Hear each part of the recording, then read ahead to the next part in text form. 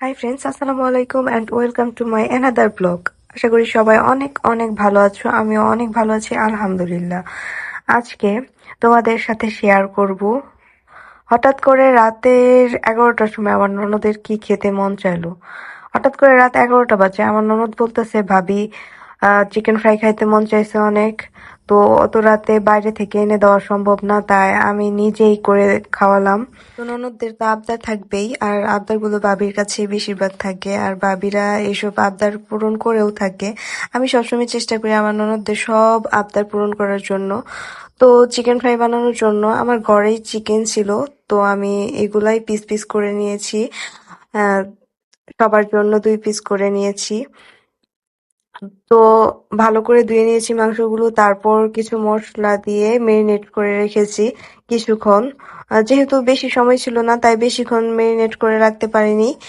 যতক্ষণ সময় ছিল ততক্ষণই মেরিনেট করে নিয়েছি। আর এগুলো আমি ঘরে যে নর্মাল মশলা থাকে এগুলা দিয়ে মেরিনেট করে নিয়েছি। তারপর এগুলা চালের গুঁড়ার সাথে কিছু মশলা অ্যাড করে এগুলার সাথে আমি মাখিয়ে নিয়েছি। যেহেতু ওরা বেশি ক্রিস্পিটা পছন্দ করে না, তাই আমি ক্রিস্পি করব না। একটু একটু মুচমুচে হয়, এর জন্য আমি চালের গুঁড়া নিয়েছি। জাস্ট একবার মাখিয়ে নিচ্ছি, আর কোনো কুডিং করব না। তারপর এগুলা হচ্ছে এই যে তেলের মধ্যে ভেজে নিচ্ছি, বা আস্তে আস্তে আগুন দিয়ে খুব আস্তে আস্তে ভাজতে হবে। তা না হলে কি হবে, উপরে টুকুরে যাবে কিন্তু ভিতরেরটা ভালো হবে না।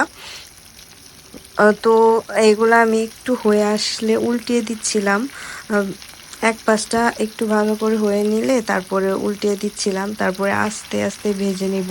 একটু সময় নিয়ে ভাজতে হয়, তা না হলে ক্রিস্পিও হয় না, আর ভিতরের মশলাটা ভালো করে ঢুকে না, ভিতরে খাইতে এত মজা হয় না। তো এগুলো আমি আস্তে আস্তে ভেজে নিচ্ছিলাম, উল্টে নিচ্ছিলাম।